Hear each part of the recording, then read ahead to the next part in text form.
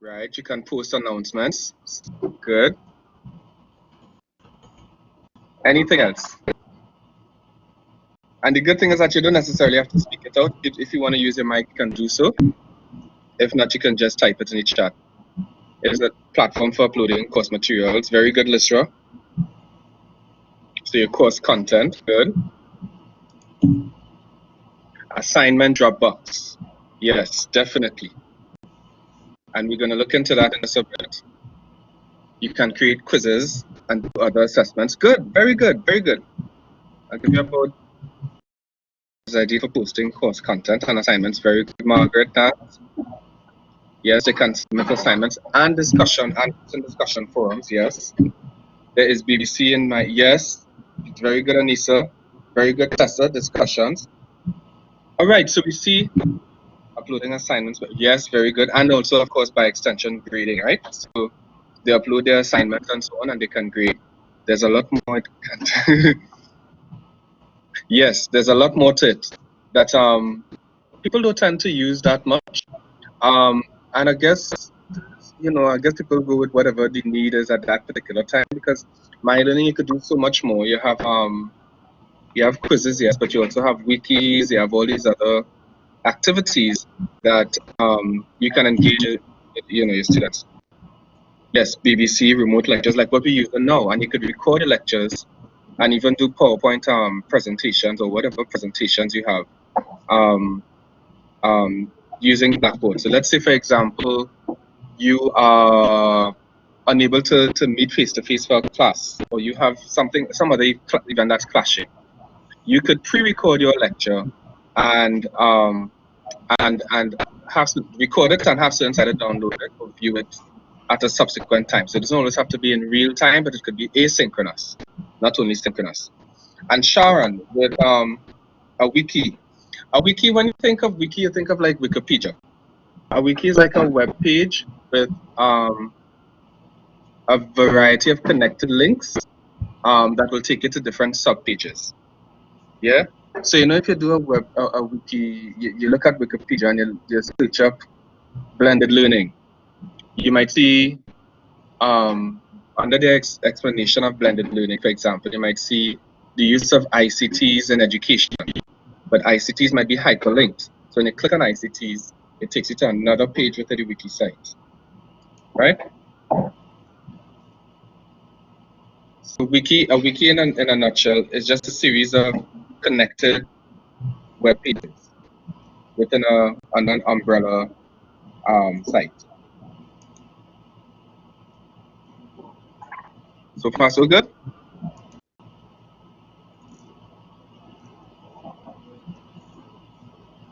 All right, so I think great. So I think we pretty on point with what we know about myeLearning. It's a management system. Well, we get into that in just a bit.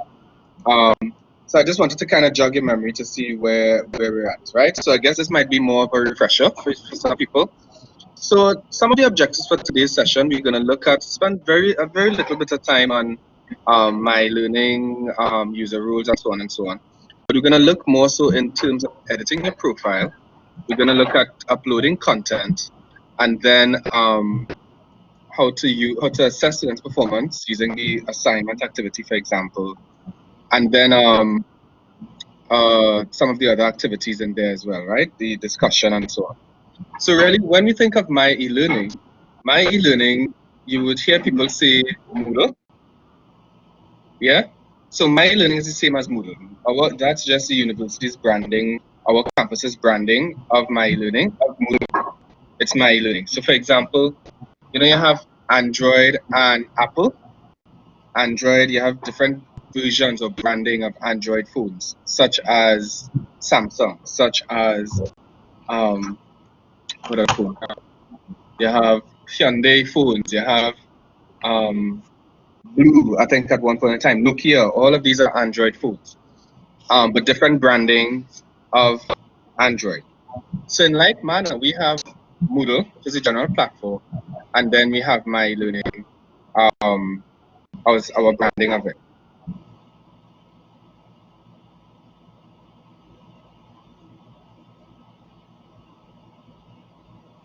All right, so as we move forward, we see an acronym, right? And it stands for Modular Object-Oriented Dynamic Learning Environment. When we think of modular, you think of modules in your course or units in your course. Think of dynamic. What comes to mind? It's a dynamic learning environment.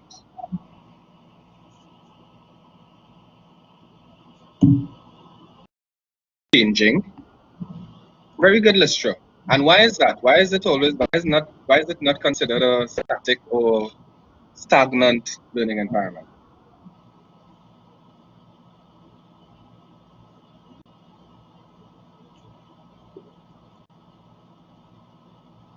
Anybody? Right. That's a good, yeah. Oh, very good. I didn't think of that because it's constantly being updated. Yes, that is true. But when we think of the new material added encourages interaction, a variety of strategies can be used. Very good. So when we think of the you guys are really quiz in the class, but yeah. So when you think of the student factor, you know, it's people are all different. We have different types of learners. We have different types of personalities, all within our whatever class we have at a particular time. So that in itself also makes it a dynamic learning environment, right? So we know that it's a learning management system, and as the icebreaker activity, some of you highlighted some of these things. It facilitates distribution of material, so in other words, you upload your content. It facilitates communication. I'm not too sure if anyone mentioned that, but you could send messages or even chat with your students and colleagues in myeLearning. And the good thing about, and you know, we try to encourage communication in myeLearning. Like if you need to contact your students, you can do so in myeLearning. And we push that because it automatically sends a copy of the message to your students. So they get it in the myeLearning platform, but they also get it in their student emails. Sure, thanks. All right, thanks, all right, so that is, keep that in mind. And of course, it facilitates course administration. So you could submit your content. You could submit your, you could do grading, create rubrics in myeLearning, which we'll get into in just a bit. All right, so I'm just kind of glossing over some of these things because you might already know it. So we know that there's a policy for blended learning on the campus, and this is really a continuum of online learning. On the left side, we have 100% face-to-face, but on the right side, we have 100% online teacher presence. All right, and I guess that's kind of where the mode that the campus is currently in. All right, where we no longer blended per se because we're not meeting face to face at all.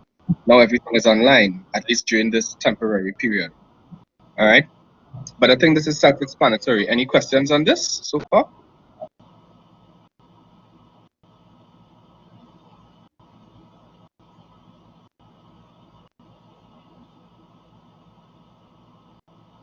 Okay, so and of course, this is just to give you a little nutshell of it.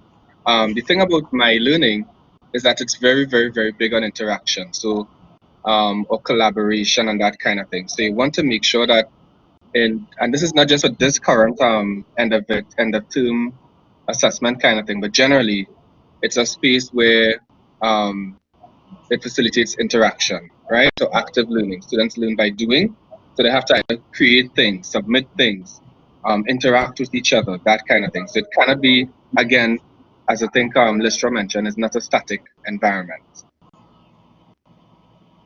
And within myeLearning, of course, I mentioned interaction, rapid and rich feedback. What do I mean by rich feedback?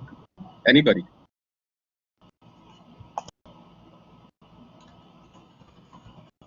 Like I might need to call some names. Anissa, what do you understand by? Okay, Avian said evidence that students understands what is being taught. Okay, fairly good, right? Janet or Anissa, what do you guys think? It provides rich feedback.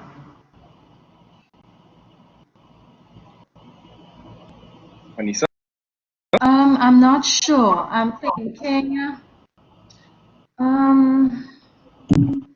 feedback that is valuable. I don't know, Right. Rich. I'm not No, sure. you're very much on point there. Feedback that is valuable. So let's say, for example, if thanks, Anissa. So let's say, for example, if I were to tell you, you submitted a paper, and I say, thanks to chat, what is being told? Yes. Let's say I just say, okay, very good, or correct. Then that isn't rich feedback. It doesn't tell you anything that, okay, as to what made it correct. So I can repeat that behavior. I can, do it again, right? So yes, it's different. They could submit online audio feedback, video feedback, textual feedback. It's also in all these different types of formats.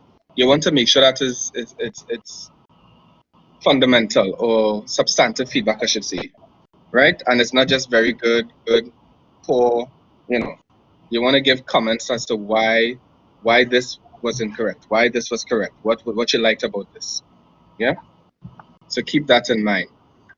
So to access myeLearning, we know this is the link, myeLearning.sta.uwi.edu, right? But to access the site, it's just a matter this is what we're going to be using today. CETL, so it's like the normal link I just showed you, myeLearning.sta.uwi.edu, but you're putting on CETL dot in front of it. So I want to invite you even now to go to the site, CETL.myeLearning.sta.uwi. If you could do it in Google Chrome, I think that it might work best there. If you have Safari, that should be okay as well, if you're on a Mac.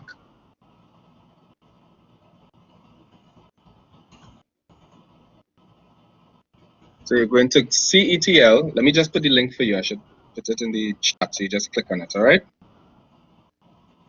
CETL.myeLearning.uwi.edu. You can click on this link, and it should take you to a page that looks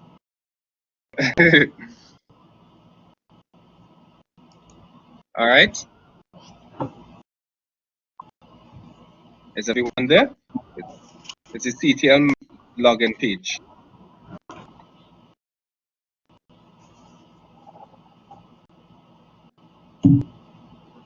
Great.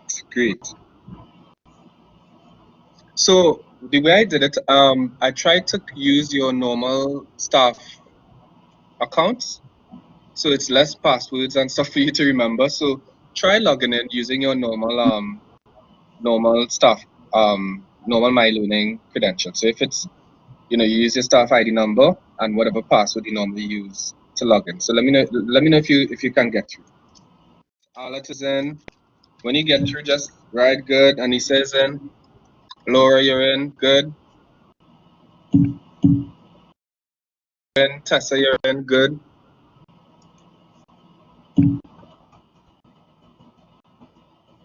Mila, you're in, good. Matthias, you're in. Right, Avian, you're in a blank page. Okay, we look at that in a bit. All right, so everyone is in. Sharon is in as well. Okay, video, you are in. Good. So what I want you to do now, you're gonna see at the very. I think someone's microphone is on. So I'm gonna share my screen a bit so you see exactly what when you look here, you're gonna see what to click and so on. Okay. So my page might look a little different from yours because of the nature of my account, but I'm just going to show you where to click and that sort of thing. So the first thing we're going to do, before I even get to that, let me just describe it for you. Those of you who logged in already, you're going to notice it's a great listra. There are several things that you're going to notice. The layout of it is usually like a 3-column layout. And then, of course, we're going to look at these things in just a bit. So one of the things that we want to do right up front is to create a profile. And this is just going to take probably about 3 minutes. And I'll explain as we go along how to do it. So let me just share my page a little bit. Okay, so are you seeing my page? Yeah. Right. So at the top here, once you log in, at the top right side, you're going to see your name here. And you're going to see a little drop down arrow right on the top right side up here. And you're going to click Profile. Profile. And that will take you to your profile page. At this point, you want to kind of edit your profile. Not this session, I was hoping wouldn't just prepare you for the end of term exams that we have now, but also when, if you should be going into semester 3 with different things as well, right? So right off the bat, you want to make sure and edit your profile. So once we're on a page, is everyone on a page that looks something like this?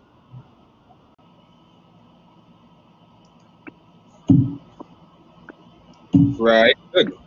So click Edit Profile. It's usually like a little way down. Edit Profile. You'll see it under User Details. Edit Profile.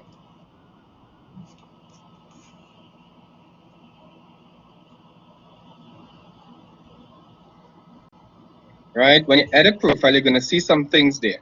Now, I don't want you to change too much because it's going to skew how your account is set up, how you access it, all those different things. Yes, someone has a question? I am not seeing my page as I'm supposed to. I'm telling me no courses. Hazel, telling you no courses? I try to go to the dashboard when it will be course in progress, nothing like that coming up. Each time I click, I go back to a page that says no. What did you click on? You clicked on your name at the top right side? No, when I click to the link that you sent me and I logged in and all of that. Mm-hmm. Uh-huh. So it didn't take me to a course, it didn't do anything. No, it's not going to take you to a course. It's going to take you to a website, right? And then it's going to ask you to log in. And I'm assuming you're logged in by now, yeah? Yes, I'm logged in. Hello? Right, good. So when you're logged in, right, good. So I think for your profile, I was trying to find your account on myeLearning to add you to a task course, and I couldn't find your course. But I'll ask you for the name of it in just a bit, right? So once you're logged in, just go to the top right side where you see your name. Usually it's like right here, the top right side. So you'll see Hazel Andrews. Yeah. Right. So you'll see a little arrow next to that, next to a little way next to your name. Right. Click on that arrow. Right. And click Profile. And click Profile. Okay. Yes, everything is good. Okay, good. And click Edit Profile now. Right?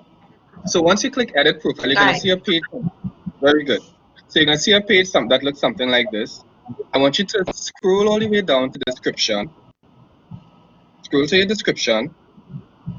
And you're going to type about 2 or 3 lines. Just nothing too serious or too long. Just a little blurb on what your specialization is, what courses you teach, what your research interests, right? Nothing too long. So I'll give you just a couple minutes just to do that, and you'll take it from there. So go ahead and type in any little a little blurb about yourself, and I'll explain as we go along why you want to do this. All right? Hello? Yes? Are you referring to picture description? Because I'm not seeing description you're talking about. I'm seeing first name, surname, email address, email display, city, right. select a country, time zone. And description. Picture description and see. Yeah. Picture description you're talking about.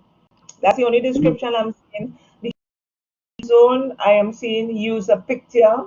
current picture, new Right. picture. So you're not. So after time zone, you're not seeing description. Right after that is this faint line, and then the next thing I have is user picture. Yeah, that's what I. So you're not seeing this description box. No, maybe it comes that this description box comes in the section immediately under that says picture profile. I mean current picture, new picture. Oh, so So you're after referring to this.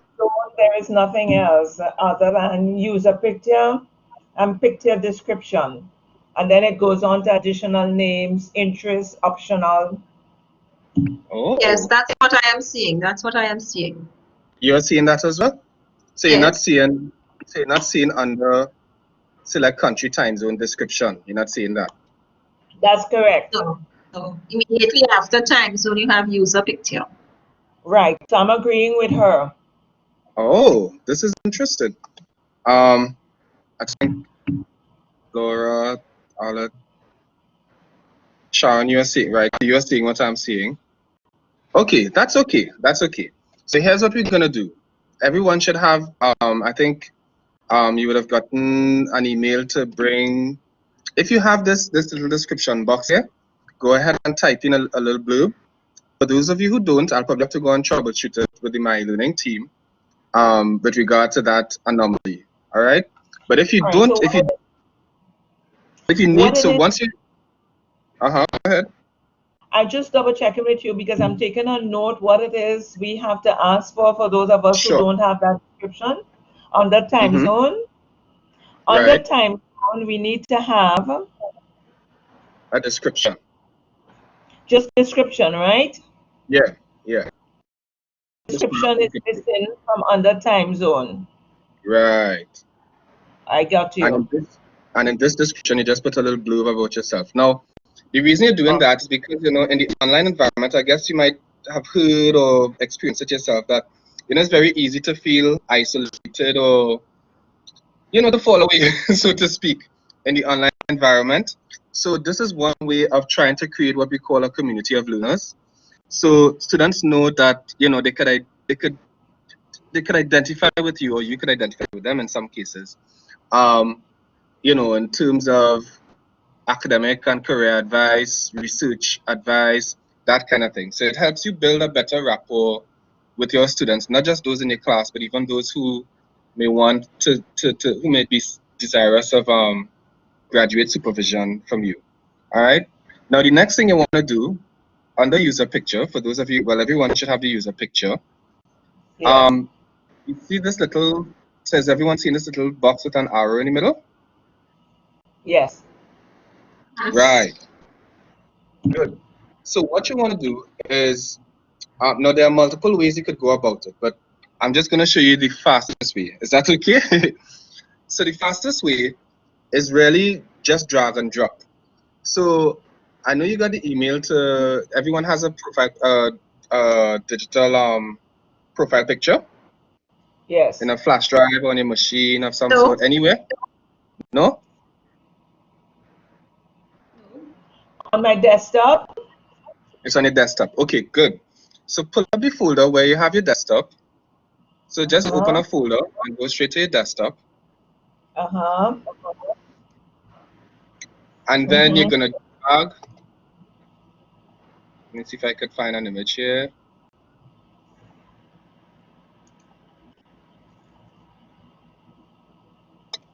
I'll just use a random picture, I guess, if I have any. And drag it.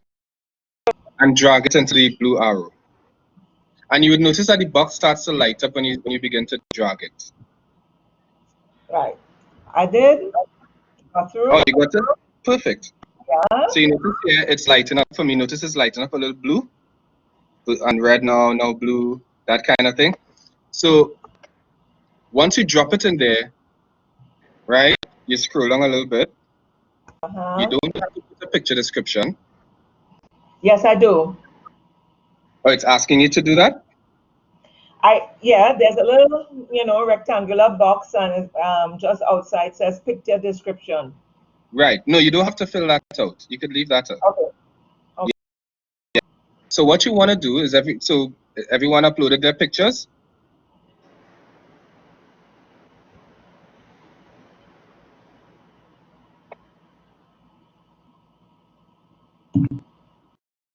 Laura, you did it. Good. You forgot to work. That's even if you, no guys, even if you don't have one at, you might be thinking, oh gosh, I don't have a profile picture. Yes, breadfruit. You could, if you do a simple Google search of your name, just type your name in Google, and you go to Google Images. You might be surprised what you see. Yeah, I don't mean that in a bad way, but I mean like, that's part of what we call digital crypto. All right, so it's always good once in a while just to type your name. If you have a very popular name, then you might want to be a little more specific and say UV St. Augustine or Trinidad or, at the end of your name. All right, so I see most of us, right? So everyone, for those of you who had pictures, you were able to upload it. Good. So then you're going to scroll all the way down to interests. Interests. Yeah. And this is where you're going to put little tags. So if it is that, and these tags will be linked to like your hobbies, things that you like to research, your research agenda. You go ahead and now? Yes, go ahead. So you just put in a word and click enter to add it to a tag. So for example, I like dogs. I put dogs and enter. Right?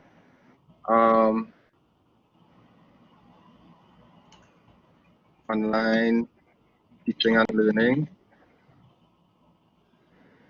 Enter.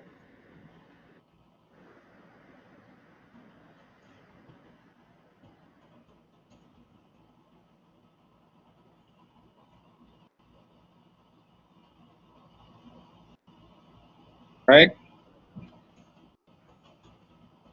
And you don't have to do too much. You just enter whatever, one or two words, whatever it might be, and you click enter. So for every hobby or topic, or because in some cases it might be a research agenda, so you might look at different things. You might look at food technologies. You might look at parasites. You might look at these different things. So all these things are good that you could make tags out of, and I'll explain them in just a bit.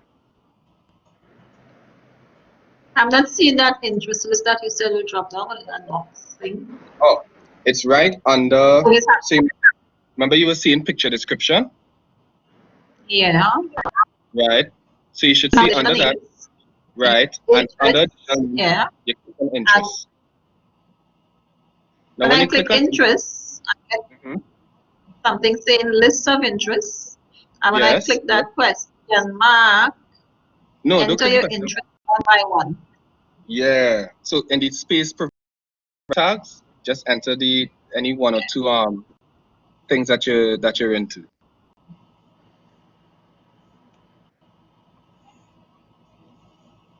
Now, what if you want to delete and do over one? Right. I was not going to answer because I see Umadat was asking something like that. You see the X, and I think Avian is asking the same thing as well. If you need to remove it, just click the X in front of it. Right? So, because sometimes you might misspell something, or you might be like, okay, I don't know if I want, to put that there. So the best way to move it is just click on the X.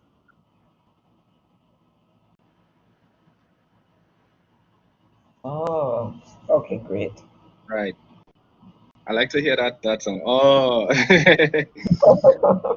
Justin. Yes? Justin, I've been trying to put them into tags, and then how do you save it after you enter it in? You just click enter. Okay. Click enter, and that way you'll get the blue tags that you see on my page. Okay. So for every word or phrase or whatever it is that you put, you click enter and it becomes a tag. Now, I'm not sure if you guys ever heard of hashtags. No? Yes, we know the word. Right.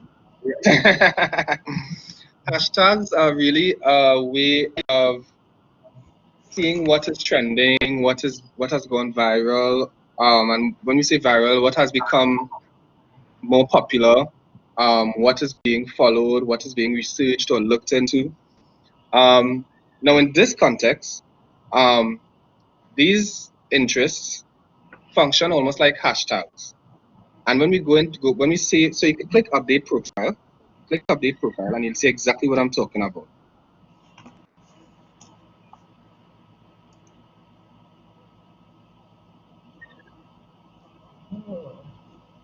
And when you scroll down just a bit to user details, you're going to see under, well, first of all, you're going to see a picture at the top here, for those of you who uploaded your picture. All right. And then you're going to see, for those of you who had the space, a little blurb about yourself, right? And then, sorry, you're going to see your interests. Now, if I click on any particular interest, it's going to show up as who shares those interests.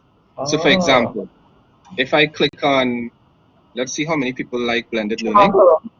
Travel. Travel. Okay, let me go back to. I have to, right. So click travel. Click on travel and see what you get. So look, I'm seeing already. Some people like food. Randy C. Prasad, Katyan, Andiaz, David, right? And this is just music, right? Another one, I think, yes, I have music. So I just looked at food. So what it's telling me here is that these people have the same tags as me for food and for music. Okay. So now you see what I was saying when it helps to create a community of learners. So it's not that everyone is, you know, all by yourself, and you know, some people say alone with themselves in the online environment. You actually sorry, Justin, yeah? I don't see any of that on my page. I don't see user details or anything like that. All right. So are you saved what you did, right? You clicked update profile. Yes, I did. Right, and you're on your profile page in terms of where you see your picture and your name and so on. My picture, I see dashboard/preferences, and then under preferences it has user account, profile, change password, all those things, and course search. That's it. And course search. Okay.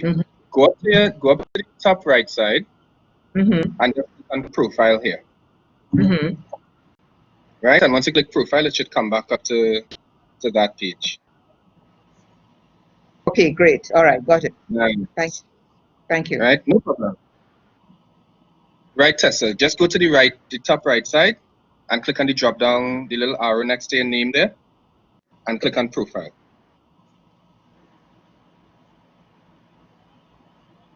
All right, and yeah, so this is a way that this is a way for you to create what we call a community of learners, right?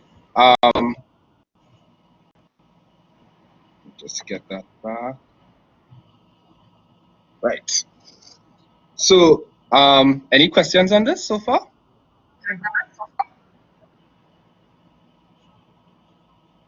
Justin, could you go through that again? I've been searching, but I can't find. Oh, no problem. So when you go into myeLearning, one of the first things you want to do is update your profile, and this you only have to do this once, well, for the most part, unless you want to edit it later on. I mean, just where do you find the community? I haven't. Oh, that part. Okay. So when you scroll down to your interests, on your profile page, you scroll down to your interests, and you click on any one of the tags that you inserted from before. So let's say in my case, I have food as one tag. I click on food, and I can see everyone who has that similar interest. Okay. And look, it's also showing me related tags up here. So apparently these people also like music, right? So if I were, and this is across UWI or just at St. Augustine? Just at St. Augustine. Just at St. Augustine. Okay. All right. Thank but you. the good thing is that when you get because each campus has a different version of myeLearning sometimes, and they have different handles and so on to them. So in a case like this, let's say for example you were here and then you want to go, you end up going to Jamaica, for example. You can easily copy the information from here and just copy it into that account there because it's more or less the same thing. All right. So do you see how this could work? Let's say, for example, students who might be desirous of going into graduate studies, they kind of want to know, okay, I'm kind of interested in this, but I don't know much, I want some advice on it. And they could just do this and see who shares that interest and get some advice here. All right. So far, so good?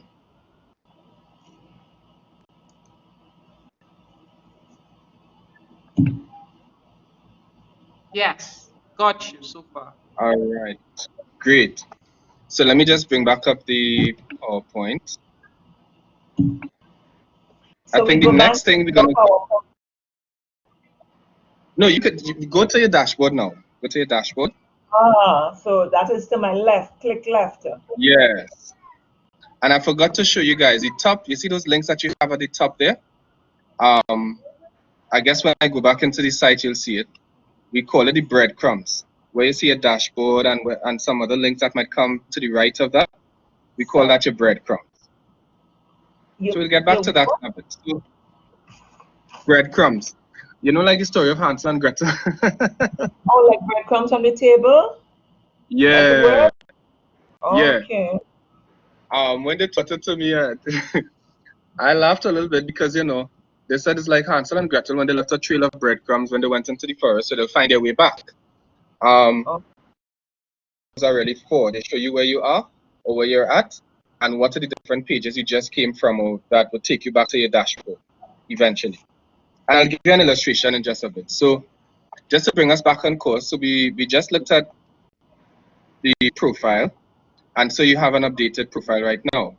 Now we're going to go very quickly into communication in myeLearning, all right? And communication could take multiple avenues or forms. You could have one-to-one communication, or you could have one-to-many communication, all right? Now, to communicate with persons, all you have to do is now, there are different ways you could communicate. If you want to send a message to someone, all right, all you have to do is click on the person's profile. So let me just share my screen again.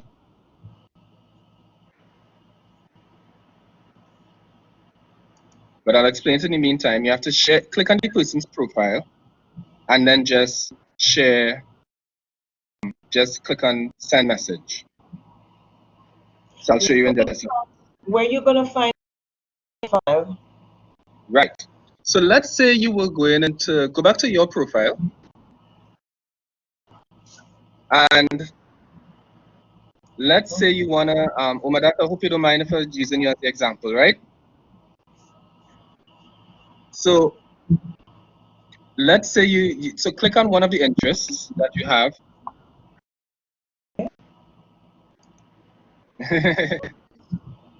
Thanks, Umadat. So click on one of the interests and you might see persons who share that interest, especially if it's something that is very popular, like something like food or something. Well, again, it's good that we in this particular department. So food is a big thing. So if I were to click on food, I would see all those, including Umadat, who share that interest. But click on, so when you click on the interest, let's say food, and I'm seeing some persons who share this interest, including Umadat, right? Right. All I have to do is click on Umadat's name. And then you're going to see at the top here, message, next to his name. All right. So click on message. And it's just a little window that will come up at the top, at the right side. You could type right there, hi. Justin, when I clicked on it, it says you are unable to message this person. This person, right. So in a case like that, it sometimes is restricted when, if it is you're not in a course with this person, which I think you should be, because you're all in the orientation course. So this is one way of doing it. There's another way which I think you might be able to access as well. So So let me show you the next way one time, right? So let me just come out of this. So if I want to go back to my dashboard, and let me just find the course.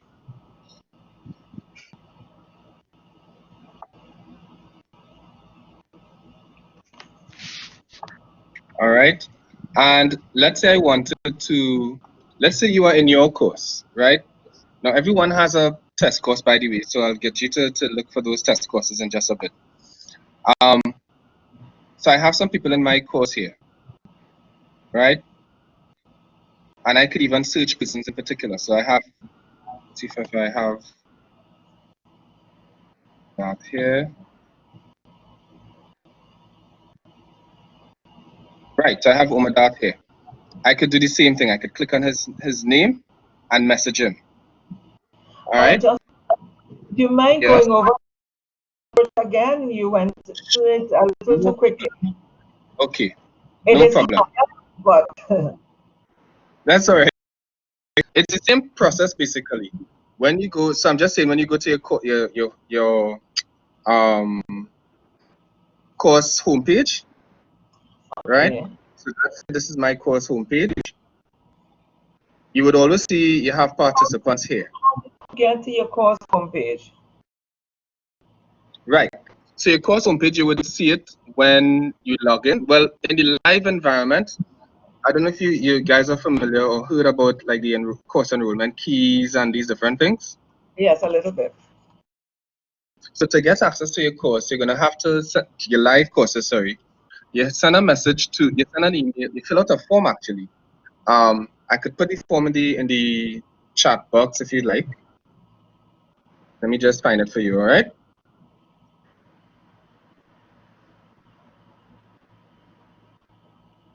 Because you want to keep this link close to you as possible. So you could, because every semester or just before every semester, you're gonna have to get your course enrollment keys. All right. So I click on that.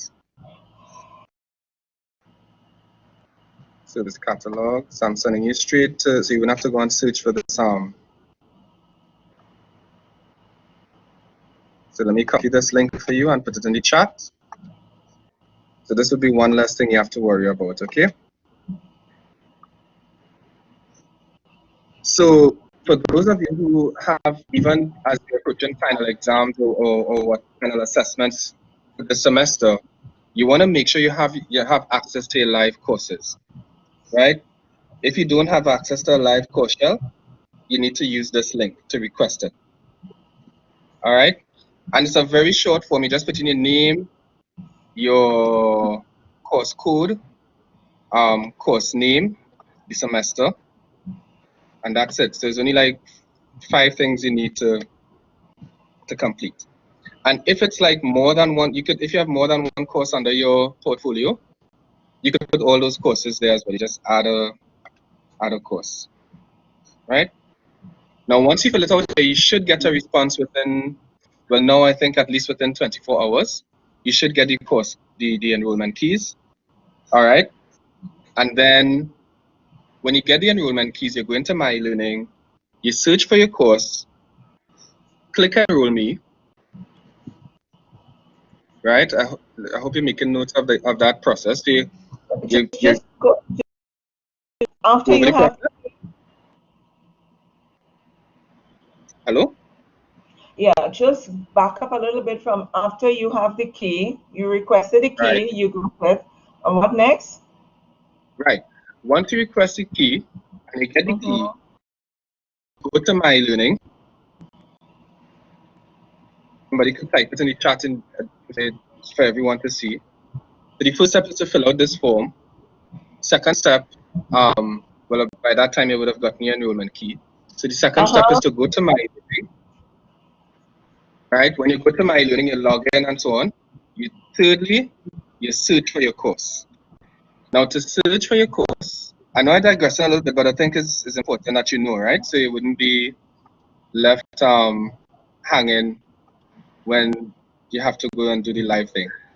So normally the search course feature is at the right side of the box of the page. All right. Let me see if I get it here. Right. You just scroll like midway down and you're gonna see search courses. Search for courses. Let me share a different page so you can see it from here.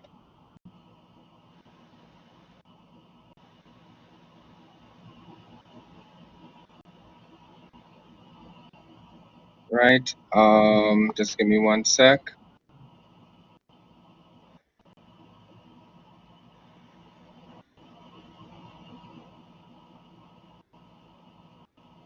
So you're gonna see something like this, right? You scroll along a little way and you search course. You click on search course. Yeah. You click on search courses and the course that you're supposed to be teaching, right? So let's say you could give me a course. Let me see. Any code? Anybody could give me a code, please. 1006. Sorry? 1006. AGB 1000. Right, 1006. Right. So in this case, I probably have the course code wrong. Is it AGRI? AGBU. Oh. BU. Right. So this is where you're gonna see it exactly like this. You're gonna see all these different courses. So you search for your course. You're gonna see the options. You're looking really for 2019, 2020, right? So you see here I'm seeing 2018, 2019, 2019, 2020, right? When you see it, you click on it, right? Now when you click on it, it's gonna ask. You wouldn't get to enter it one time. It's gonna ask if you want to be enrolled, and that's when you copy and paste the enrollment key into the space provided in myeLearning here. Yeah, let me say that again. So you're gonna copy the when you find your course, you locate your course, you click on the title. Let's say for example macroeconomics. You click on it, and it's gonna ask for the enrollment key. You copy and paste the enrollment key you got from in your email, and then that's the only time you'll need that course enrollment key, right? So anybody could walk us through the process. I could tell you what I wrote. Go ahead. Go right ahead. All right. You request the enrollment key. You gave us the link to use. You request the enrollment key. Once you have your enrollment key, you go to myeLearning, and then you log in, you search for your course. Once you find your course, you click on that. Right. And then it's going to ask you if you want to be enrolled. And that's when you use your enrollment key and you say enroll me. You have it there. I'm now trying to type it in the chat. Enrollment key. Remember, you have to write your insert the enrollment key or copy and paste it. Where do you copy and right, Janet? So when you click on the course, it's gonna ask you to insert the appropriate enrollment key, right? And the enrollment key, once you insert that, you click enroll me, and that's it.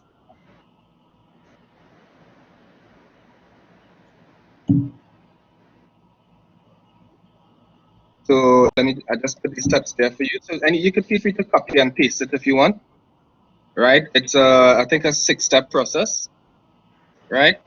So in other words, you don't have to send an email to request the enrollment key and wait 4 days to a week to get a response.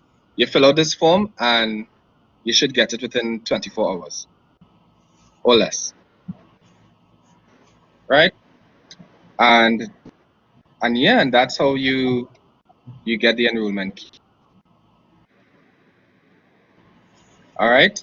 Now, I think what I was doing was telling you about messaging, communicating with persons.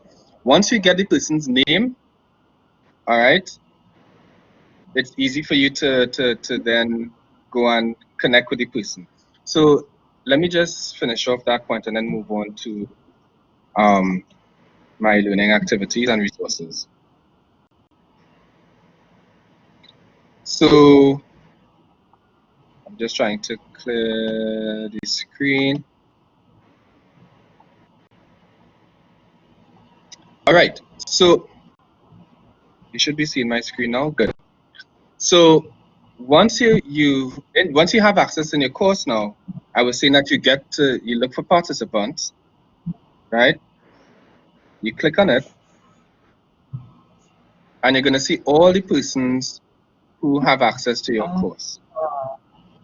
Now, notice here too, it's showing me not just persons who are enrolled in my course. Now, this is a good way to know. You could compare this list with whatever list you get from Banner to see who is actually getting through or fully registered for your course. Because sometimes persons could think they're registered, but they have all these different things preventing them from accessing.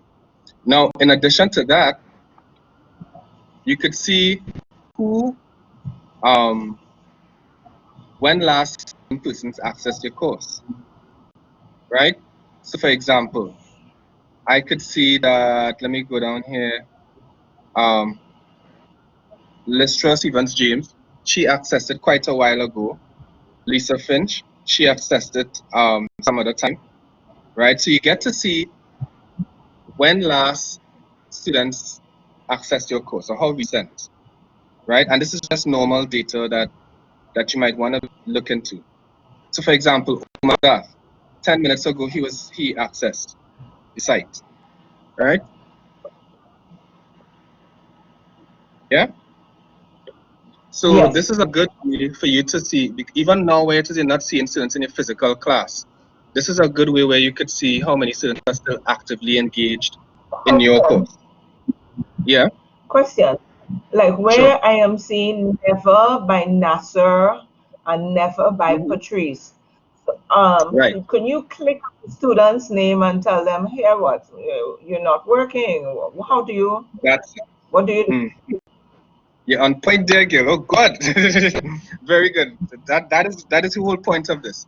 So when you see something like this, let's say something like Patrice, I could click on the tick here with Patrice, and then I could go all the way down. Let's say I want to send it to Patrice and somebody else. Sharon, right? And you scroll all the way down, and it'll ask you the system is basically asking you what you want to do with these persons selected. Then I could simply click on this and click send a message. And I could type in. Okay. Everything is all well?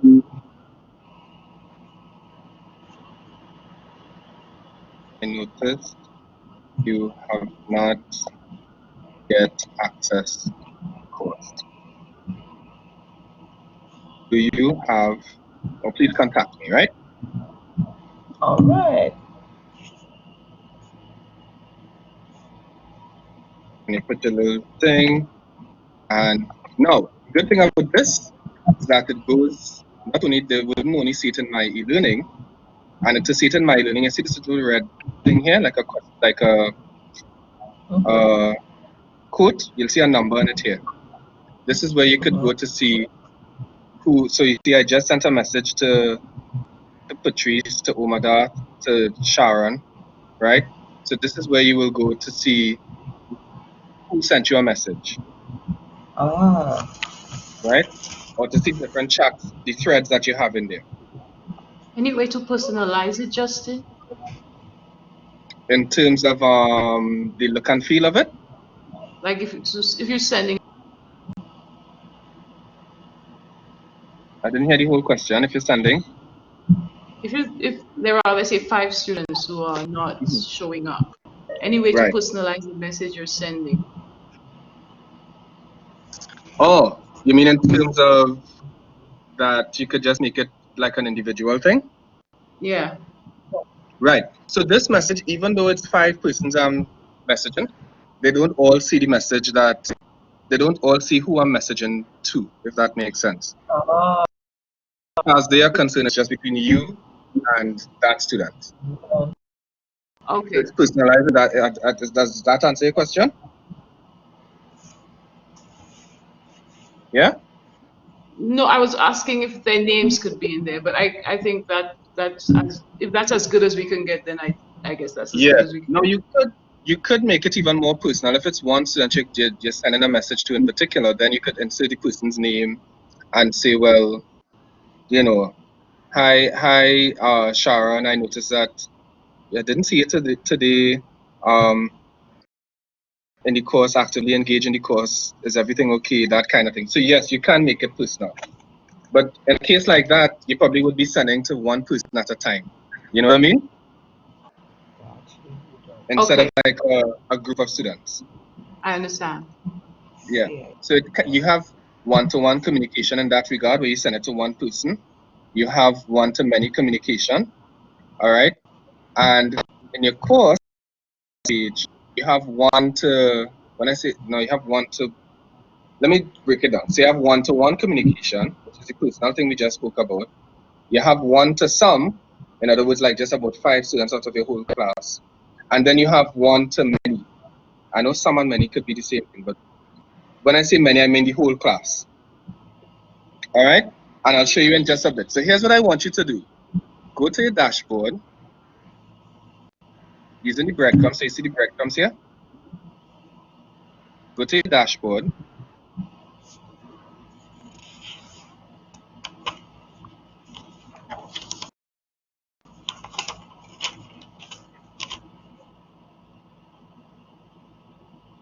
Right. I'm just looking at the chat. If they're not logging in to follow their materials, etc., Madat is asking. Just wondered how the communication might engage their attention differently. If you had any, yes, Omada. So in a case like this, if it is that they are not, they are unable to access the course in myeLearning, then let's say if I were to message them from myeLearning, we'll get a copy of it in their student's email, and they could respond from their student email and say, well, okay, this is what's going on, that kind of thing, and you guys could organize, liaise with each other and organize an alternative route. A route to either get the student enrolled or to keep the student abreast of what's going on. Yeah? Tester, who's not only on my e-learning. Yes, okay, yes. So Tessa answered the question. Okay, good. So yes. Great, great.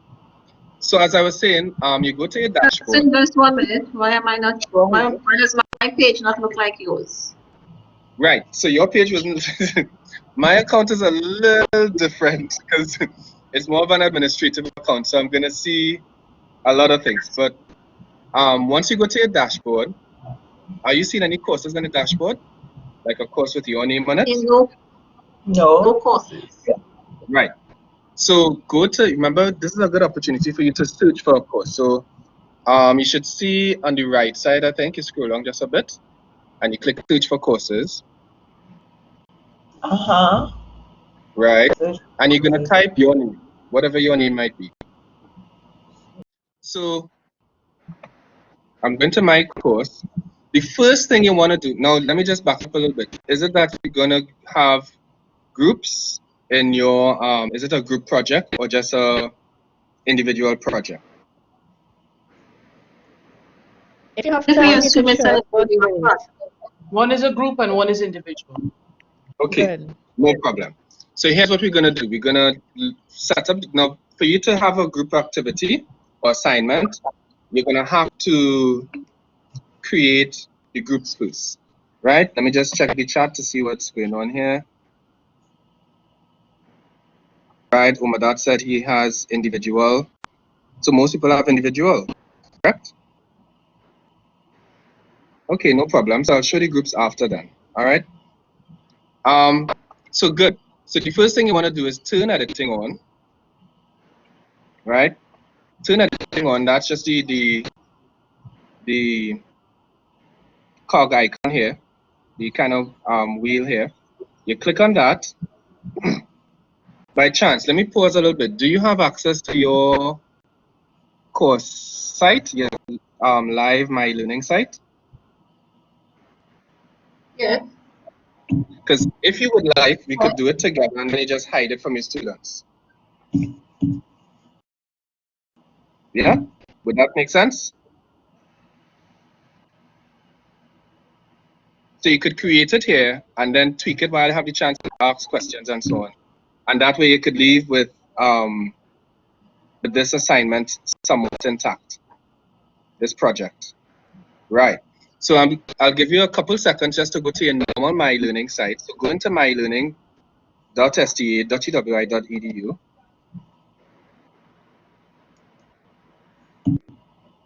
What's the name of this site we're going to? Just posted the link here. myeLearning.sta.ewi.edu. Janet, if it needs editing, that's okay, because you'd have to make it visible to the students now. But at least it'll be there, so you wouldn't have to start from scratch after I show you how to do it. You know what I mean?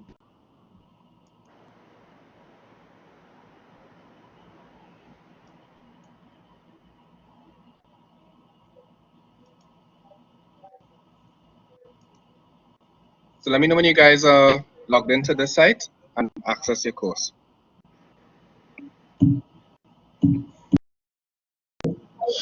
Great. Great. So once you're in your course, right?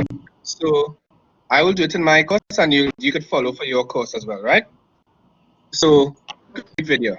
So the first thing you want to do is turn editing on. You would see it at the top right side, this little wedge icon here, or cog, right? And you will see it as the second option, turn editing on, right? Turn editing on. Anytime you want to update your course with content, create an assignment, do anything, you have to turn editing on. All right? So you click on turn editing on. Where is that? Okay, no problem. I'm seeing. So on your course, you should see at the top of your page. So go into your course homepage. All right. Yeah, go into course. Right.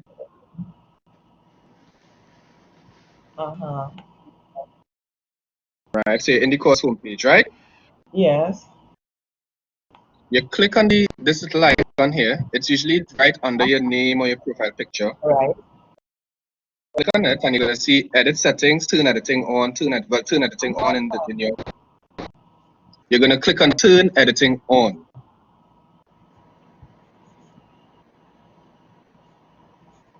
Turn editing on. And that is going to show you, once you've done that, you're going to see these little icons appear for you to edit basically everything in your course. Are you seeing that? Yes. So you see, like all here, we have edit, right. And in your course, you will see the same thing wherever you want to put content. So you could scroll to the block wherever you want to add this assignment. Let's say, for example, I would recommend if it's a live course. I mean, students not going to see it, but you could still put it in the block wherever you want to put it in your course, wherever it's relevant. I'm assuming at the end of the modules in your course. All right. So you scroll to whatever block you want to put this assignment in, and you click Add an activity or resource. Add an activity or resource.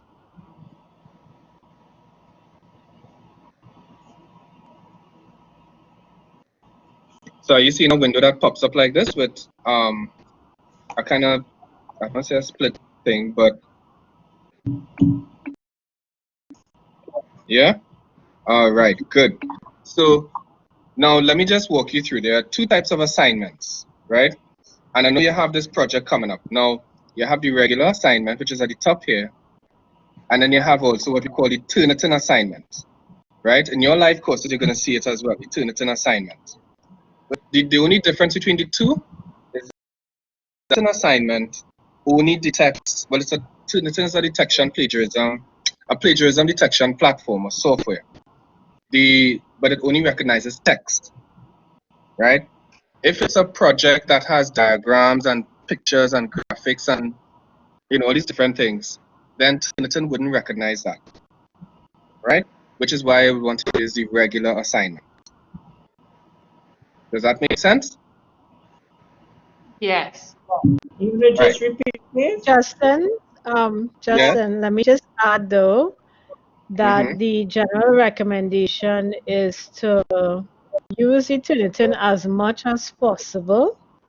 And only if you can't, then we go to the alternative assignment, the regular assignment. Right. So I don't know what my next question was going to be. What is the nature of the project, the projects that you guys are referring to? Do they have images and graphs and these different things, or are they kind of generic? It's mapping from micros. It's what? Sorry? Mapping? Mapping. Oh, my own is mathematics. So they're going to have graphs. They're going to have not as much writing as mathematical stuff. Right. So okay. So can I just add, Justin, may I? Yeah, no, I just want to respond in the interest of everybody. In the case of the mathematical courses, Listra, like yours, the permitted to write out the responses and scan and submit using the regular assignment tool, because of course we recognize that it would be too hard to type up some of the mathematical expressions, right? Yeah. Right. Thank you. So yeah, so you just have to kind of make that case and explain that as to why using the regular assignment. But if people can use Turnitin, that is the preferred platform. Okay, thank you. Quick question. Sure. You go ahead. For instance, my macro assignments, Dr. Hutchinson, that has to go through Turnitin as well. So that if you have, if she's asking for macro assignment, could go through Turnitin. Yes, if you have a Word document that has diagrams and pictures and so, Turnitin will only scan the text. Exactly. All right, but at least you'll be able to see from the text what the level of similarity is with other text that has been submitted. But it's your call as to whether. So I'm telling you, yes. So you're telling me, because like for instance, assignment one, I sent it through assignment, but is it that you want me to send all other things through? Is it that the policies send all other assignments, etc., through Turnitin? The policy is to use Turnitin as much as possible to cut down on plagiarism. And only if you feel strongly that you can't, it doesn't make sense because you're submitting music or video, some other thing that can be accessed, then we go to the regular assignment portal. Okay, all right. But I have normally used their diagrams and pictures, and so it just would suggest it would just analyze the text alone. Yeah. So so that's the main thing. The plagiarism. Turnitin would only detect text or possible plagiarism, and not so much it wouldn't assess the person's diagrams and so on, right? So keep that in mind. And I'll show you now the two platforms, whether it's a regular assignment or a Turnitin assignment, they more or less look the same.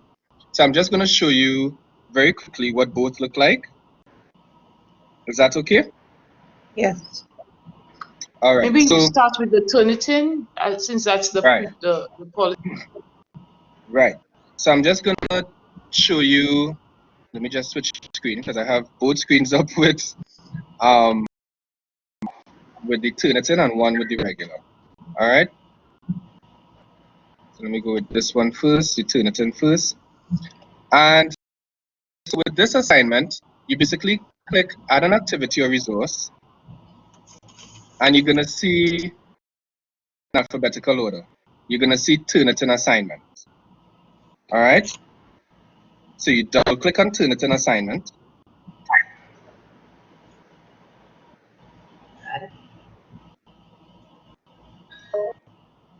Yes.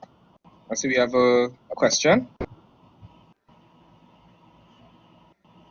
Oh, okay, answered.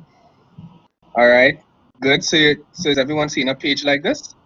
Yes. Good. So you give it a name. It could be a regular name. Let's say I'll call this one test, right? And you give. So once you give it a name, in your case, you could name it whatever the name of your assignment is going to be, right? So you give it a name very quickly, and then you want to state your instructions in the summary field. Now, right? Justin, the alternative assessment information as far as the rubrics and everything, this is where we fit it in? Yeah. No, with the rubrics and stuff, that's a little different because the thing is with the rubrics, you could put for Turnitin, you wouldn't get to put in rubrics per se unless you go to, well, that's the next kind of worms altogether. With the regular assignments is where you would get to put the rubrics, to embed the rubrics, right? So I'll show you, I'll just go through this Turnitin and show you what you can, all right? And then we'll go to the normal assignment. Is that okay? Yes. Well, the alternative assessment requirements, we did the training last week, spoke on the specific things we had to have, the objectives, and that needed to be put with the exam. So I'm just wondering if this is where it would go, or no, this is not where it would go. In the regular assignment, it would not go here. Not at this point. Not at this, to answer your question. All right. But in the regular assignment, you could specify there's another section separate for the rubric and so on. Yeah. Now, in a case, let me just back up a little bit. Let's say you are communicating. Are you referring to when you communicate in the rubric to students? Yes. So are there two places where this is going to be done? One place where the exam is announced and another place where the submission is going to take place, or is it one and the same? It's kind of one and the same. So in this space here, the summary space, is where you could put the instructions or your prompt, as we mentioned in the workshop last week. The prompt, even the rubric that you might be using, so students could know what you're looking for. And you don't even need to put the dates and stuff in this area. You're just gonna put the instructions for your assignment. So in other words, what are students gonna do? And maybe what are the steps that they have to follow? What are the, if it's a particular platform or technology that you want them to use, this is where you state your instructions, your prompt, right? If you happen to have a rubric that you want to communicate to them, by all means, you could put that here. Now, if it is you're going to put a document here, there's a particular process, and I remind you to send you the link because we did a whole tutorial video and PDF on it. So I'll show you how to do this now, okay? So once you put the title of the assignment, you click on summary and you click on the first icon. The first icon, right? Once you do that, now by this time I'm assuming you could put in any kind of blurb here.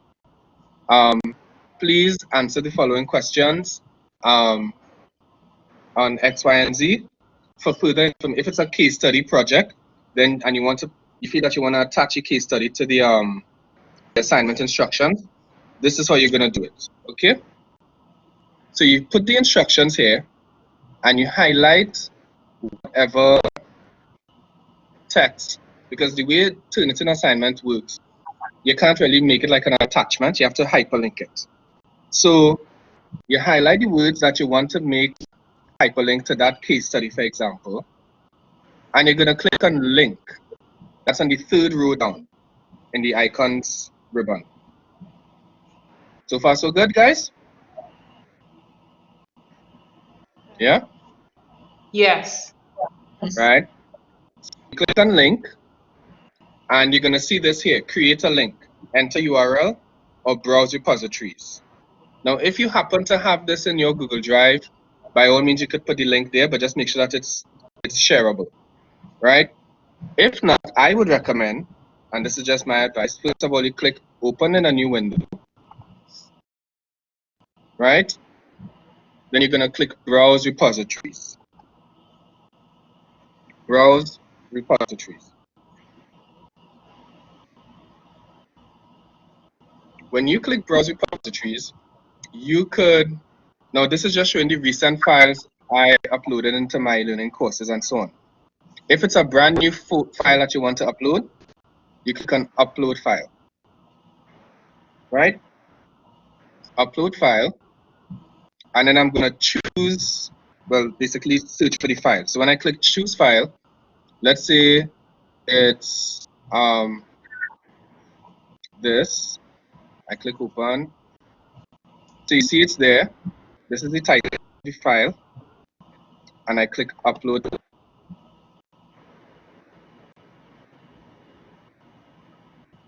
All right, it's still uploading, so just give it a couple minutes.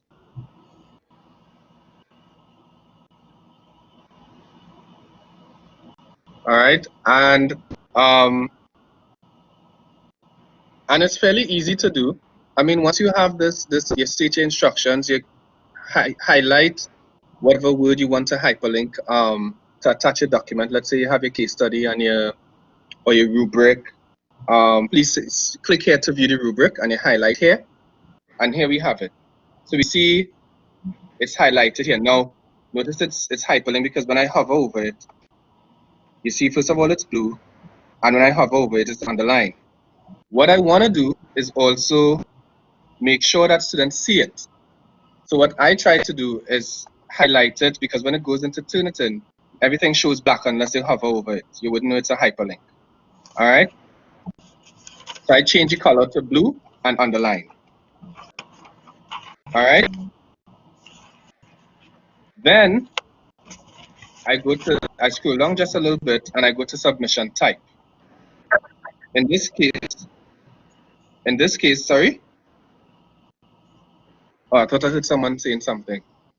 We click file upload because it's a project after upload, correct? Justin, Yeah. just a quick comment. I tend to forget to click on that little box that says display description on course page. That is very important. Well, I would recommend that you do it, because it depends on the nature of your instructions or your description. If it's very, some people could have a whole paragraph of text. I wouldn't recommend that you do it. I think it's good that you sometimes forget to click it, but that's a preferential thing. Now this feature here. If you don't click it, would the description show up or no? Because it wouldn't show, but when they click on the assignment, they'll see the instructions. Okay, yeah? So it'll be at another level. It will be at a deeper level. Exactly. Okay. In other words, it prevents the course homepage from being cluttered with a lot of stuff. Right? Okay, got you. All right, no problem.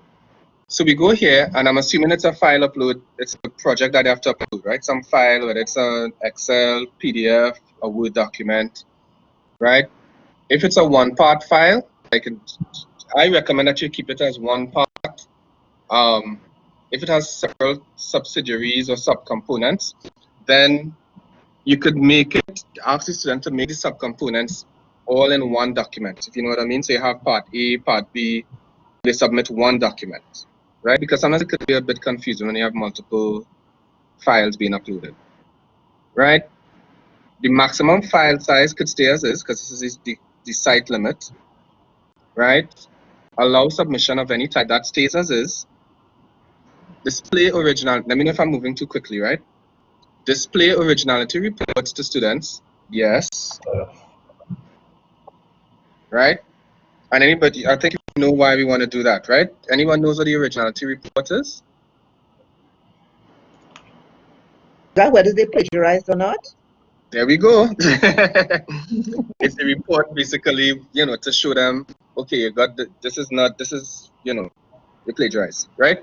And this is the reason you want them to know is that, so when they click submit, they click knowing that they can't say they didn't know, basically, yeah? Because it was shown, you got the whole report, etc. So once you see, so that is good. This one, yes, automatically refers to originality scores and grades. Yes, you allow that, right?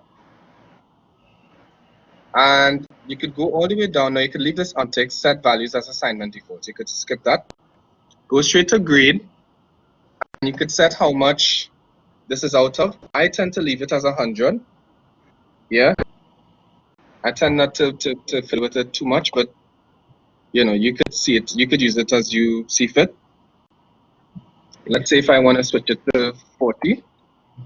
All right. I know like there's difficulty when it goes beyond 100. I'm just telling you one time. If it's 120, it wouldn't allow you to go beyond 100. Right? Good. The next part, I want you to scroll all the way down to assignment part 1. This is where you're going to set the deadline, the due date.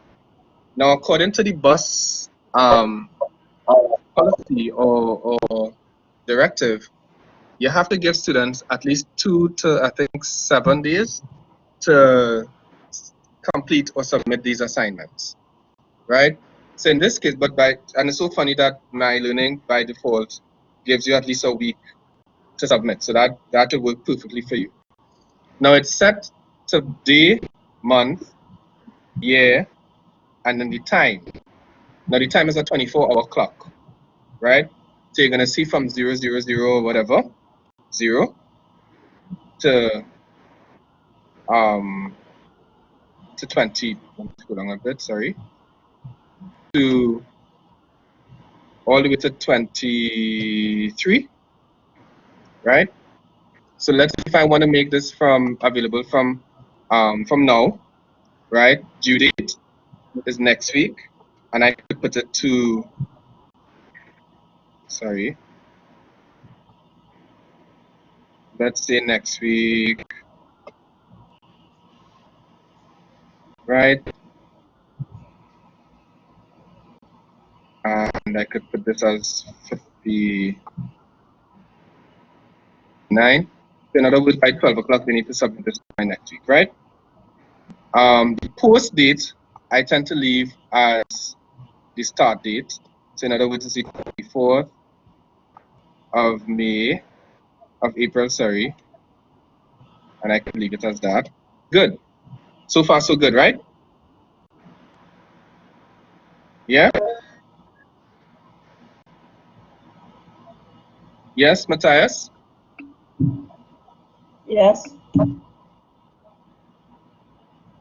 Matthias? I think. All right, I'll let Matthias. Sorry, I forgot to turn the mic on. Can you hear me? We can hear. Okay, so 2 questions that really pertain both to Turnitin and to the assignment function. I've noticed some students, they do have challenges because of the devices that they have access to submit as one file. Right. So I've gotten assignments with multiple file submissions. So I'm just wondering if there's any functionality that you can merge files afterwards in myeLearning to one document, if submissions from one student. Right. That's number 1. And number 2, is there are they able to update their submissions if they're still within the time limit? Yes. So I guess to answer both questions, one would be, well, they wouldn't be able to submit it to combine the files into one file in myeLearning. If they do that, they'll have to submit it as multiple components. So you see this part earlier in the settings where it says number of parts, then they could submit the multiple files. But to say use myeLearning to combine into one file or document, they wouldn't be able to do that in myeLearning. Right? And to answer the other question, but I think if it's a Windows machine, there's a way you can do it to import and embed a file in another file, in a Word document, for example. You could do that in Word. All right. Right. What was the other question? I think was if they can update their submissions during yes, they can. They can. Okay. Right, and every time they update it, of course, it replaces the old one. All right? Oh, okay, very good. No problem. So when we move on now to originality report options, allow submissions after the due date? Probably not. Right? Generate reports immediately so the students can see? Yes, because they want to make sure that the student is well aware of what they are doing. Repository? No. Always remember no repository. Anybody could take a wild guess why no repository?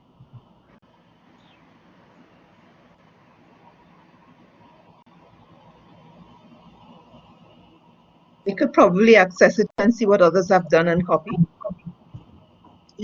Yeah, well, not so much, but I like that guess. That's actually, I must look to that and see that if that's possible. But one of the things is that, you know, sometimes people worry about plagiarizing themselves. And it's so funny because we just had a question about if you resubmit, what happens if if you're allowed to resubmit? And sometimes when you resubmit, have you ever heard of students it's coming across as plagiarizing themselves? No? In a case like that, that's because the Turnitin was set to have a repository. So the repository would keep whatever they submitted previously, and then whatever new stuff they submit, it will assess it based on what they submitted previously. And if it's the same file with just a few corrections, then it comes across as that, that they plagiarize themselves, right? So the rest can stay as is. Yes. Check against internet. Yes. Check against journals and so on. Yes. Exclude bibliography. Yes. Exclude quoted material. Yes. Right. So you could. This is a good part. Is an easy part. You just set. You you don't really need to. But I'm just going through so you know what it is, right? So you could leave it as this. Now the exclude small matters is just like little phrases or jargons, like conceptual stuff, like terminology basically, right? Which could stay as is. Once done, now here's where you're gonna click because you want to hide it from students at this point. If you're creating it on your course, hide from students, right? If it's a group assignment, as we were talking earlier, then you're gonna put group mode and say maybe separate groups. So each separate groups means that each group cannot see what the other group is submitting, right? And of course, visible groups means that if Sharon is in one group and I'm in another group, Sharon can see what my group submitted and I can see what Sharon submitted, which is probably what you don't want, right? So, but if it's a group activity, then you click separate groups. If it's an individual activity, then you leave it as no groups, right?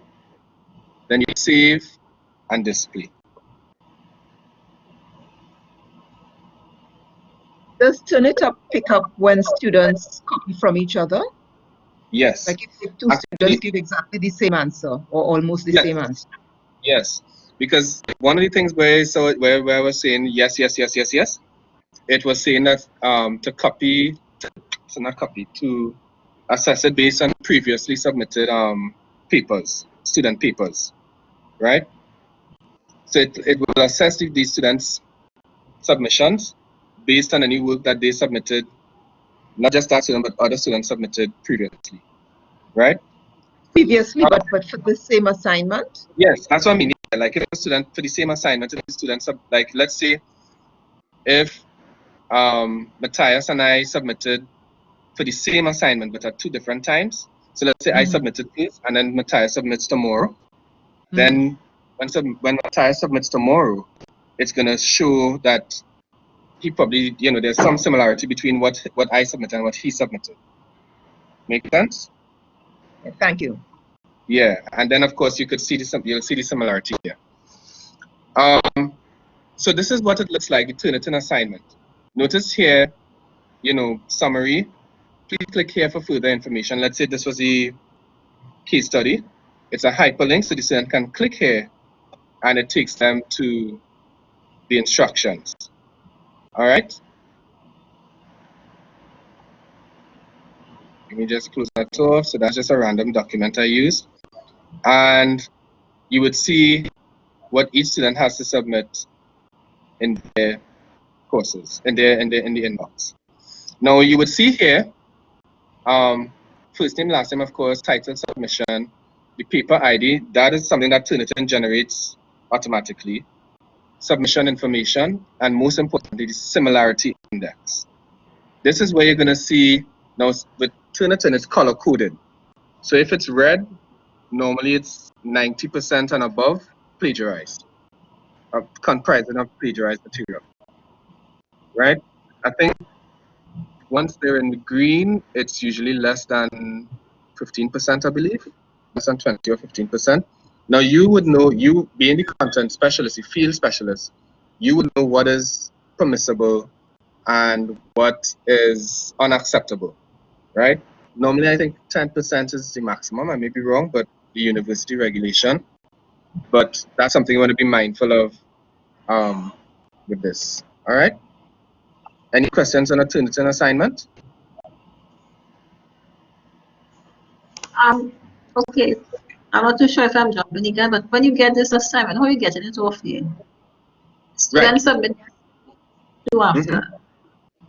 Right. So they submit it here, and this is where you're gonna download it. Right. This little arrow here. Let's pretend that the student submitted their work. You're gonna see the information when they submitted, etc., etc. And then you're gonna be able to download it and review or make corrections and that sort of thing. The unfortunate thing with Turnitin in our context is that the feedback option, I think, has been disabled.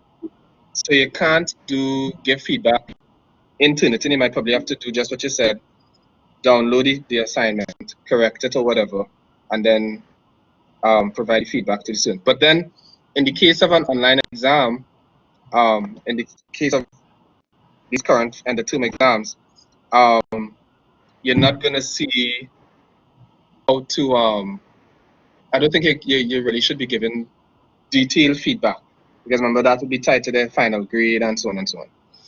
Right, and there's a regulation that states that final marks should not be submitted in myeLearning. So just keep that in mind, right? Neela said, sorry, Umadad said, can you quickly show me again how to move from where we set up the assignment box to my connection? Oh, okay, so let me just go back a bit very quickly.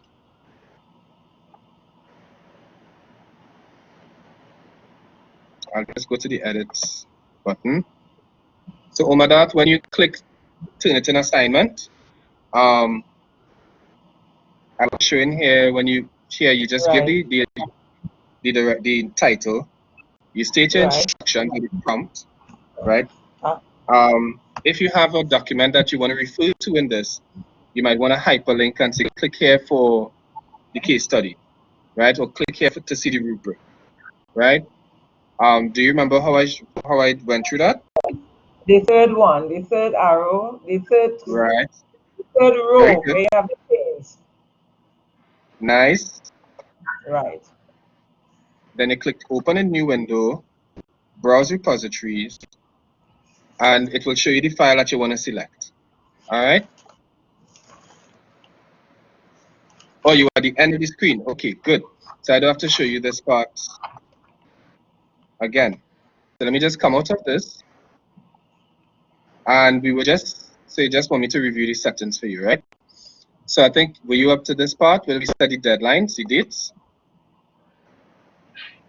Yes, I saw all of this, but I'm just trying to find a visual of where the students going to submit.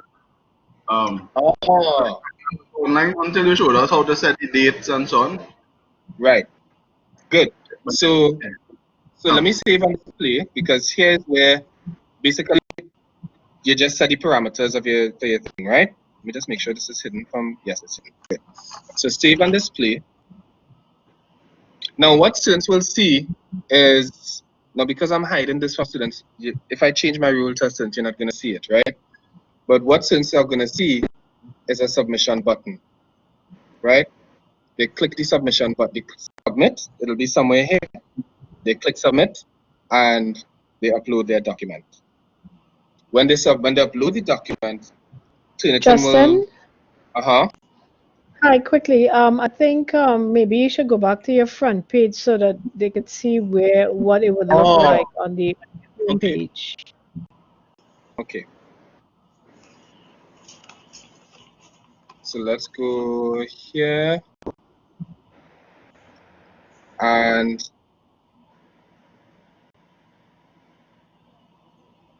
find I think it was test was the name of it. Oh, here it is. So this is where they're gonna go, Omada. So it's a normal course site, right? They scroll down to whatever block it is, and they click on it. All right. When they click on it, because this is where they're gonna click on it, of course, to read the instructions and etc. etc. All right. And it will take me to this page that I was just on, and they click submit. Right. When they click submit, it'll prompt them to browse or locate their file and upload it. And then turn it in. Once they upload it and submit it, Turnitin will run a originality analysis and then produce a report for it. Right? So it's on the course homepage. Does that answer your question, Omada? Yeah, thanks, Justin. And the last thing which I probably think you might move on to is, so after they submit there and have me turn it in, does it automatically send me the submission, or does the student have a chance to go back and make edits and so on? Right. So the student wouldn't be able to edit, but let's say the submission date has passed, right? The student will no longer be able to resubmit or make amends and then submit and so on after that submission date, right? And in the case of being notified, this particular one doesn't notify you. You wouldn't get an email to notify you when every time a student has submitted. I think what you would get, you'll have to go in and check it, right? You'll have to go in and check it. With a regular assignment, you could set it so you get a notification every time a student submits. But I wouldn't recommend you put that feature on because you're gonna get a lot of emails, especially when you have students resubmitting before the due date. You know what I mean? I think Matthias, you had a question? Yes, just with respect to the submission and resubmission, then you said we would leave that they would see the Turnitin notification. So does that mean that they can see the similarity score, and then if it's too high, they can adjust their submission and send it again? Yes. So let's say, for example, I'm a student in your course and I forgot to cite a particular quote or phrase or a series of phrases. The similarity index is going to show me, well, pick it up, and then I need to, I have the opportunity to make the changes before finally resubmitting. Basically, when a student submits, that's the student saying that this is my work, my original work, unless otherwise noted, of course, when they reference their material, right? So, yes, the student sees, and I think that's how we set it when we were going through the settings in the actual thing, right? Students were able to, we set it in such a way that students could see the originality report.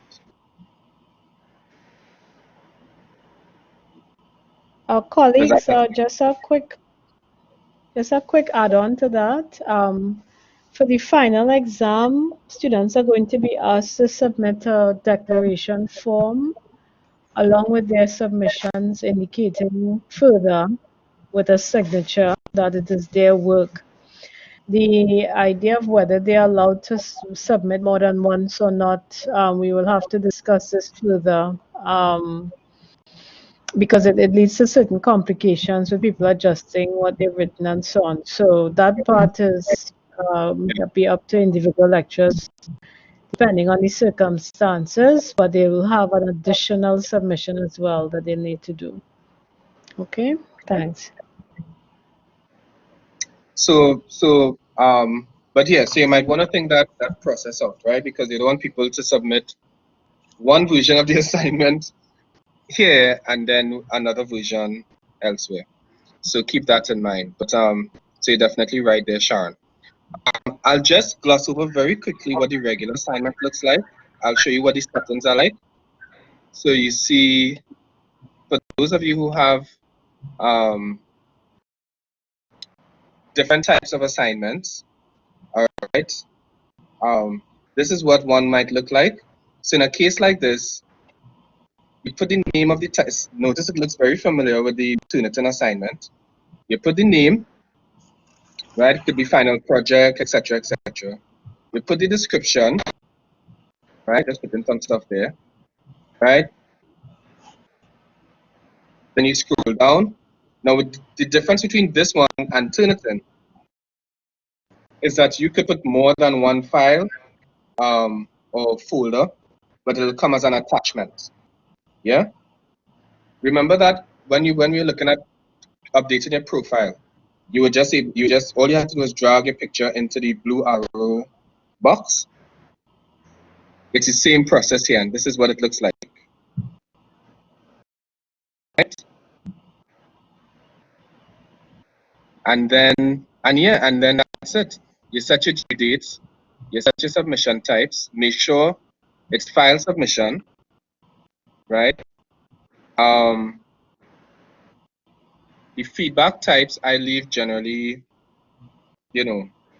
feedback comments, etc., or feedback files.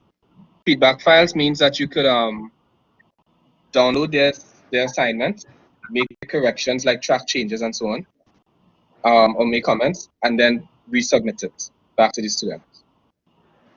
All right. As we see here, Umadath, I think, was it Umadath or Matthias, who asked for students for a notification when students are submitting. Yeah.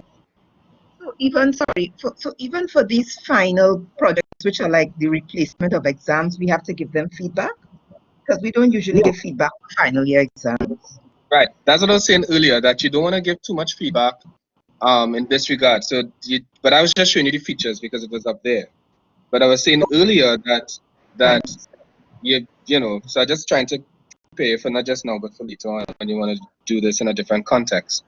But you're not going to be given detailed feedback. I think I was saying that, remember, you can't even submit final marks in myeLearning and so on. That's a university regulation. So, right. So with the regular assignment, Matthias, or Matthias, I can't remember who asked it, but this is where you're going to go if you want to set it for a notification whenever someone submits.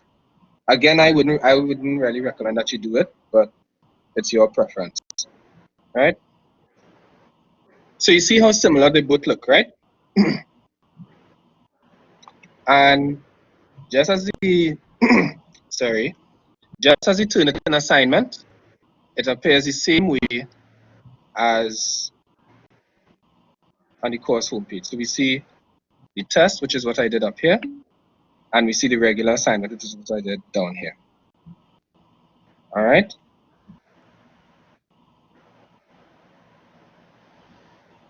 All right. So I think that more or less brings us to right. So we covered the assignment 2. We looked at updating your profile and so on.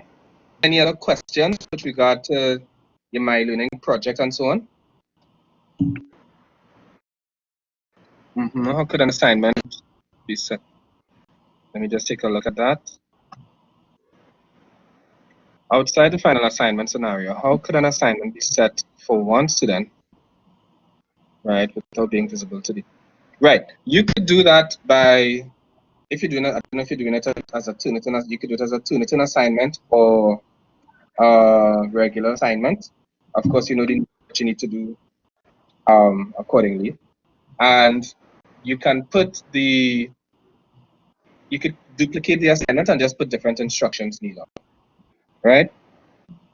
So you could create a separate assignment. You wouldn't even have to create it from scratch. You just turn editing on. Maybe I should show you. And I see a question, Janet. I'll get to that in just a bit. So Neela, if a student wants to let's say a student couldn't submit or whatnot, you could do a couple things. What I recommend is probably just duplicating the. You could click edit. Especially when it's Turnitin, you probably want to duplicate it.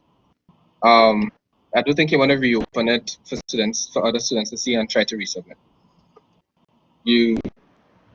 Once editing is turned on, you click here and you click duplicate. And it will duplicate the assignment for you. Right here. Right? Does that answer your question, Neela? Sorry, before I move on to Janet's question.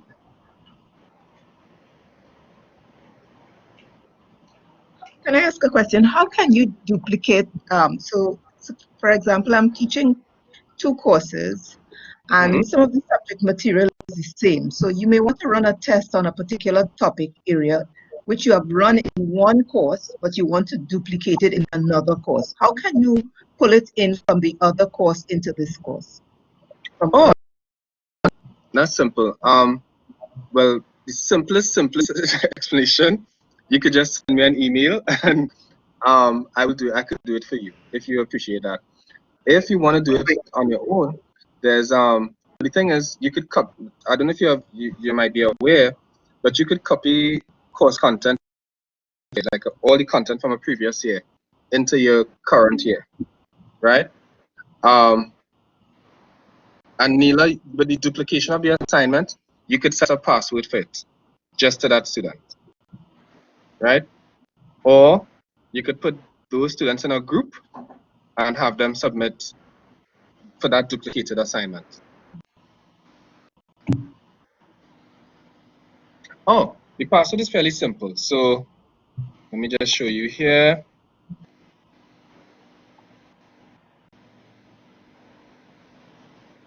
The password is usually at the end of the sentence here. So I was saying, even if you don't do a password, I would recommend that. Well, let me show you how to do the password first, right? So the password would be. I don't want to tweak this one too much because the lecturer would have set this. So you would have set the password somewhere here, common module settings, whether you hide it or make it visible to them, and of course, if it has an ID number of some sort. Or what I recommend doing, Neela, would be to put them into groups, and that's simple. Let's say you have 1 or 2 or 5 students who did not were unable to submit, right? I would recommend that you put them in groups, and I'll show you just how to do that in just about 2 minutes, right? So to do that, we go to participants at the top here. It's usually at the top of your course.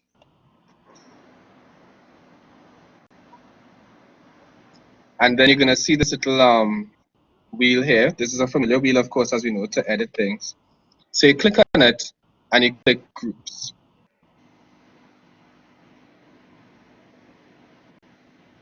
Once you select groups, you're going to create the group now. Let's say, for example, create group. I could call this group A and then save. And I could even give whatever documentation here if I want. I don't really do that too much, but you just create group A. If you want to create another group, you may not have to create another group, but you can. So I'll just do it just to show you. You click create group, give group B. I think this is good because someone indicated that they have a group assignment, right? So I'm just taking the time to show you how it goes. Right. Once you have your groups created, then you're going to add students to your group. So this is where you click add or remove users. And let's say this person, you want these couple persons here to be in a group, and you just click add. Right? And these persons are now in group A. And I could go back to groups. And the reason I'm showing you this, Neela, is because let's say these persons were the ones who were unable to, had problems submitting at the time they're supposed to submit. You just put them in a group and open it up to that group alone. And that way the rest of the class, once they're not in that group, they can't even, they wouldn't even see, or you can't even access that assignment, right? Because sometimes with the password, you don't know who is spreading the password. You know what I mean? So that's why I was saying that you want to make sure it's a secure thing where it is, you put them in a group first. Does that answer your question? How do you open the group? So Justin, yeah, when you go to the assignment, how do you assign the group to the assignment? Right. It's just what I was showing you earlier, where you put visible groups, separate groups, etc. That part. So when you are just waiting for my page to load to show you again. So, right, let's say it's here. So once you create your groups, and you could do it either way, whichever one you do before is up to you. You could create the assignment and put separate or visible groups. And then, I thought I took this off. And then, right here, hide from students, no groups, separate groups, visible groups. If it's visible groups, they could see, each group could see what each other is submitting. If it's a separate group, each group cannot see what the other group is submitting. Right? Now, normally when you select groups, oh, it doesn't appear here. Okay, good. Yeah, so that's basically it. Normally they have a feature if you require different people, everybody to submit in the group, but I think they took that out during this iteration. But yeah, so that's how you, it wouldn't be so much to open the groups, it'll just be if you enforce the group submission for the activity. Yeah. So let me just go, and I could just go back and undo the groups. But, and let's say if in the event that you didn't, you don't have to, you want to delete the group, you made a mistake, or you want to reassign students, you could reassign them either here. So for example, we know Leah Folks is in group A, right?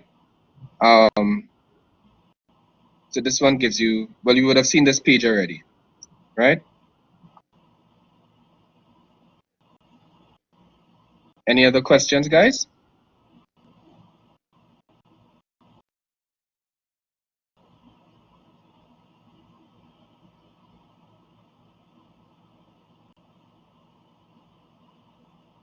So, let me just go back here.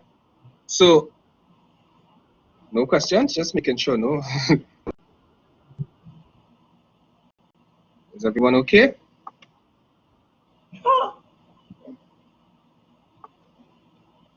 So you know both, so you were exposed both to, so far, okay, great, great. So you see how to use, just get my thing to come down a bit. So you see how to use both the Turnitin assignment and the, a lot to follow regarding assignment. Yes, but the good thing is that this session is being recorded, and on top of that, more clearly, you have we created some resources for you to follow with regard to Turnitin, how to create a Turnitin assignment, how to create a regular assignment, what else? How to insert what I just showed you to attach a file to your assignment. Let me just kind of bring it down here. I feel like, right, those extra resources are actually available already. Let me just send you the link. It's a site. I'm not sure if you got it already, but it's a site that a resource page. Let me just see if I could copy the link here. It's a page that has like session recordings, that has let's give you, one sec.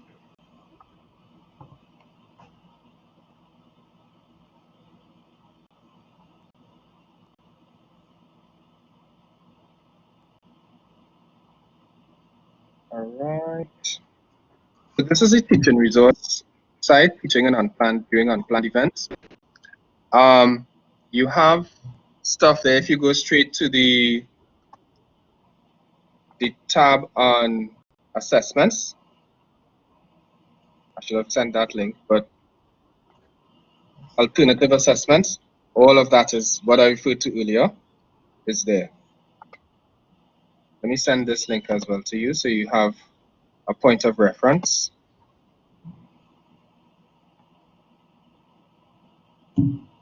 All right.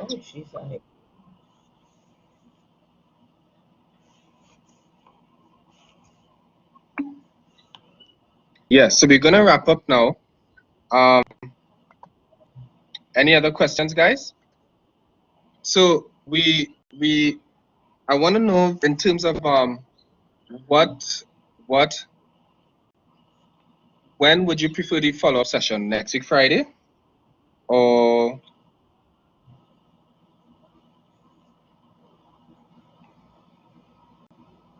you could let me know.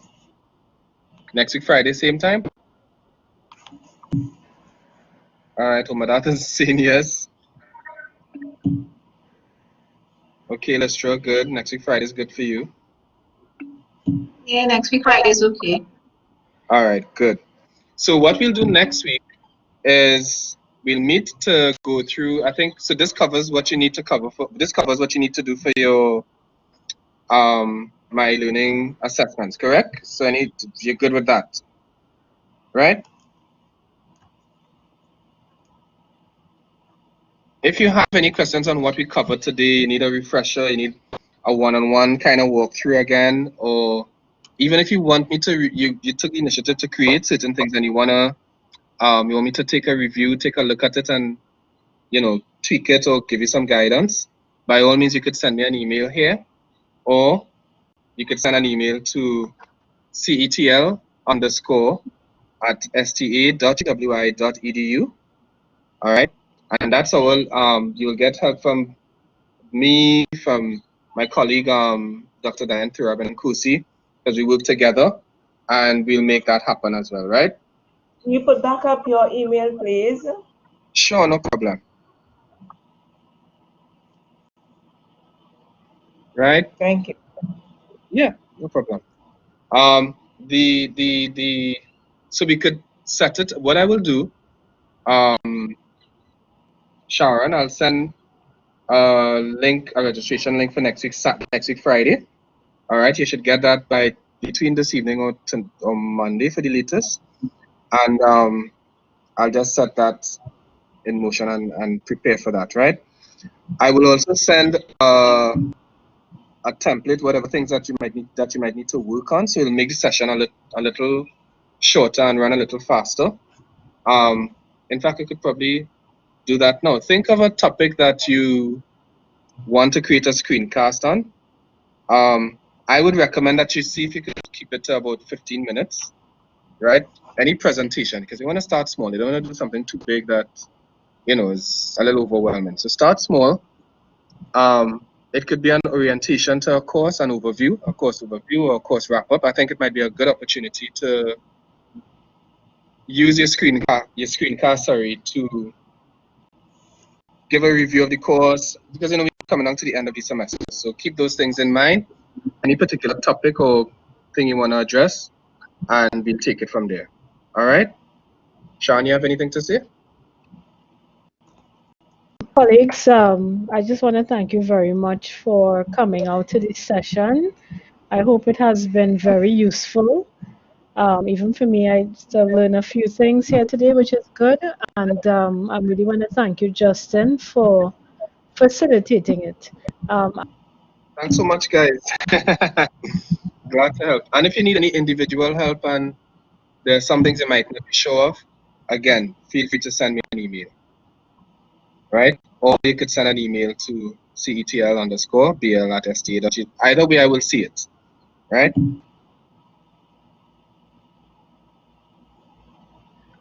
All right, so I think we could probably end the session now. So have a great evening, guys, and look forward to hearing from you again, right? See you all next week at 1, next Friday.